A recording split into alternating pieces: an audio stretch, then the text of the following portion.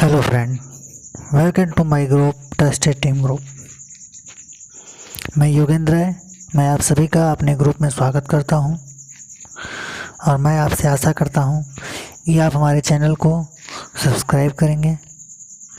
Subscribe करने के साथ ही आपको बेल आइकन दबाना है ताकि आप तक सारी वीडियो टाइम से पहुंचें और हमारे वीडियो को लाइक और शेयर करना ना भूलें। हेलो फ्रेंड, आज हम बात करेंगे कॉन्स्टिट्यूशन के पार्ट 4 के बारे में। इसके पहले मैंने पार्ट 1, पार्ट 2, पार्ट 3 अपलोड कर चुका है यूट्यूब पे। उस वीडियो को आपको देखने के लिए हमारे डिस्क्रिप्शन बॉक्स में जा कर के लिंक दिया हुआ है, उसे आप देख सकते हैं। ठीक है, आज हम बात करेंगे कि पिछले दिन हमने बात किया था कि 20 जनवरी तक के लिए, 21 जनवरी तक के लिए जो हमारा एम एंड ऑब्जेक्टिव रेजोल्यूशन था उसे स्थगित कर दिया जाता है, यानी कि पोस्टपोन कर दिया जाता है। उसके बाद फिर से 20 जनवरी की बात हम करेंगे। 20 जनवरी सन 1947 को जो मुस्लिम लीग थी, जिसकी वजह से ये रेवोल्यूशन टला था, आगे बढ़ा था, डेट आगे बढ़ा था B.R. अम्बेडकर के कहने पे, और बाकी जो कमेटी कई लोग थे, M.R. जैकर थे, B.N. मुंशी थे, इन लोगों के कहने पे आगे बढ़ा था। उस दिन क्या होता है, 20 जनवरी सन 1943 को जो मुस्लिम लीग थी, जिसके वजह से ये आगे बढ़ा था डेट, वो क्या करती है, अपनी वर्किंग कमेटी को, जो उसकी वर्किंग कमेटी होती है, जो उसकी मीटिंग जो होती है, उसे वो टाल देती है, अपने वो मीटिंग को हटा देती है। कहती है कि भाई हमें मीटिंग नहीं करना, भी हमारे पास समय नहीं है कि हम संविधान के बारे में, जो इंडिया का संविधान बन रहा है उसके बारे में कोई बात करें। जब वो मीटिंग टाल देती है तो बात होती है सन 22 जनवरी सन 1947 को। 21 जनवरी तक का दिन रहता है। 22 जनवरी को फिर से दोबारा एक बार बैठक होती है और 22 जनवरी सन 1947 को जो M.R. जैकर, जो सबसे पहले विरोध किए रहते हैं कि यहाँ पे मुस्लिम लीग नहीं है, हम इस जो हमारा इंट्रोडक्शन इसके लिए, यानी कि मतलब जो हमारा प्रस्तावना हो रहा था, एम एंड ऑब्जेक्टिव रेजोल्यूशन जो पास हो रहा था, जो प्रेजेंट किया गया था, उसे हम टाल दें। तो उस दिन वो क्या करते हैं कि जैसे ही 22 जनवरी 1947 को जो हमारी कॉन्स्टिट्यूशन असेंबली है इकट्ठा होती है, बैठक होती है, और वो क्या करते हैं, M.R. जैकर अपना जो अमेंडमेंट होता है वो वापस ले लेते हैं। कहते हैं कि मैं जो बात कहा था मैं उसे वापस लेता हूँ और आज ऑब्जेक्टिव और एम रेवोल्यूशन पे बात किया जाए, चर्चा की जाए। उसी दिन 22 जनवरी 1947 को कई सारी बहस के बाद एम एंड ऑब्जेक्टिव रेवोल्यूशन पास कर दिया जाता है। जब एम ऑब्जेक्टिव रेवोल्यूशन पास हो जाता है तो उस समय भी पास होने के बाद अगले दिन से जो हमारे जिन्ना साहब थे, यानी कि मुस्लिम लीग के जो हेड थे, वो और कई लोग उनके नुमाइंदे जो थे मुस्लिम लीग के, वो लोग कहते हैं कि जो ये संविधान बनाया गया है ये पूरा इनलीगल है।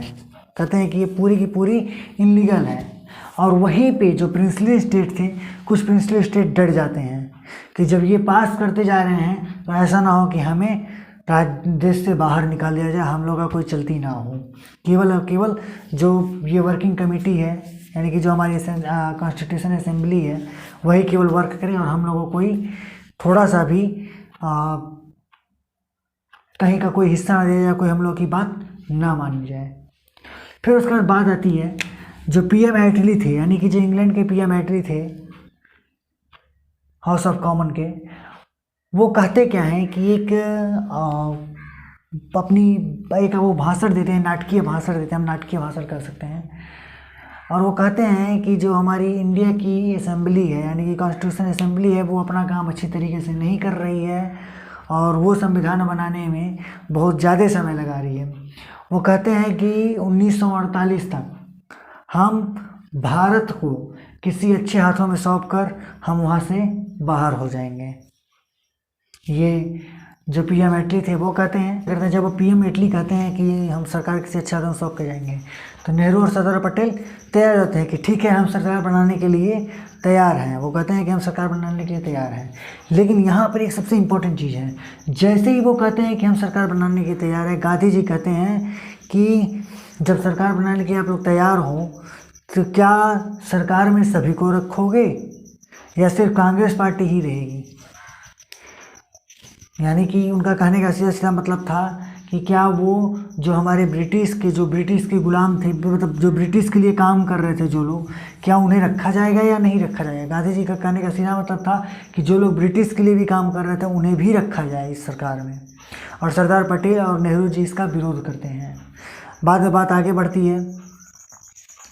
जिन्ना साहब कहते हैं कि वो अपनी बात पे अड़े रहते हैं कि मुझे बंगाल, असम और फिर पंजाब, बलूचिस्तान, ये सारी चीज़ें उन्हें चाहिए। और उन्हें एक चीज़ और चाहिए था, वो कहते हैं कि मुझे दिल्ली से लेके दिल्ली, लखनऊ, पटना और बंगाल की हो रहा है, पटना और हाँ पटना के रास्ते एक गली चाहिए होती है जो कि सीधे दिल्ली तक पहुंच सके। दिल्ली से लखनऊ और पटना होते हुए एक गलियारा चाहिए था बंगाल से, ताकि वो निकले तो दिल्ली तक पहुंच सकें। ऐसा गलियारा चाहिए था, जो कि कांग्रेस कहती है कि नहीं, मैं कोई गलियारा देने के लिए तैयार नहीं हूँ। ठीक है, आगे बढ़ती है। गांधी जी कहते हैं कि फिर उसके बाद में गांधी जी कहते हैं, जब ये जिन्ना तैयार नहीं होते हैं तो गांधी जी कहते हैं कि सरदार पटेल और नेहरू से कहते हैं कि ऐसा करो, तुम लोग सरकार मत बनाओ, सरकार पूरी जिन्ना को बनाने दो। और वो नेहरू जी से कहते हैं कि तुम कांग्रेस के किसी भी व्यक्ति से ये नहीं कहने दोगे कि सरकार वो बनाए।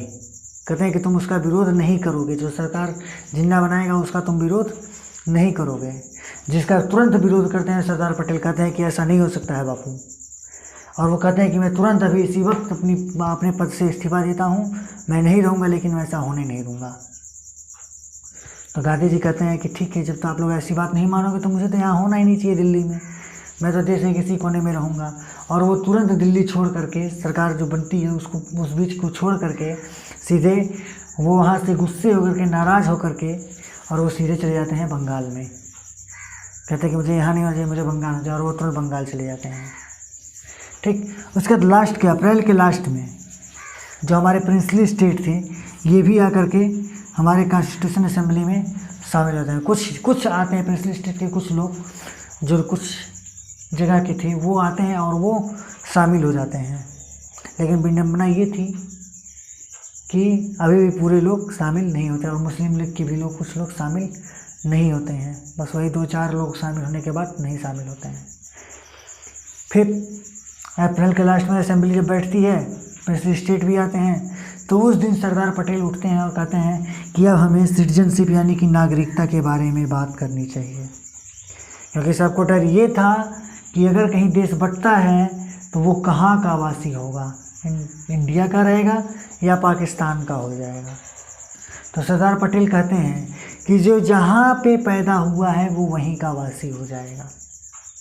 सरदार पटेल कहते हैं कि जो जहाँ पैदा हुआ है, जिसका जन्म जहाँ हुआ है, वो वहीं का वासी हो जाएगा।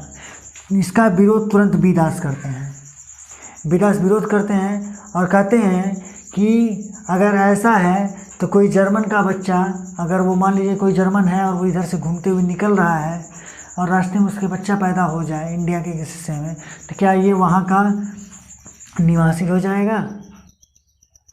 उनकी बात ही बहुत अच्छी थी। वो सीधे सीधे कहते हैं कि क्या कोई भी कहीं से निकल रहा हो, कोई मान लीजिए कि जर्मन का हो या जापान का हो या इंग्लैंड का हो, कोई अगर निकल रहा है इंडिया के रास्ते होते, मान लीजिए पटना रास्ते होके जा रहा है, तो क्या वो पटना का वासी हो जाएगा। डॉक्टर के एम मुंशी, तुरंत डायरेक्टर के एम मुंशी खड़े होते हैं और वो कहते हैं कि हाँ ये चीज़ गलत है, ऐसा नहीं होना चाहिए। अगर ऐसा होगा तो जो हमारे दूत हैं, जो विदेशी दूत हैं, उनके बच्चे हमारे यहाँ के नागरिक हो जाएंगे, और जब वो हमारे यहाँ के नागरिक हो जाएंगे तो हमें थोड़ी बहुत प्रॉब्लम होगी। बाद में घनश्याम सिंह गुप्ता कहते हैं कि क्या हम इस बात पर कल चर्चा करेंगे, और उसी के बाद सभी लोग ठहाकों के साथ वहाँ पे असेंबली को स्थगित करते हैं।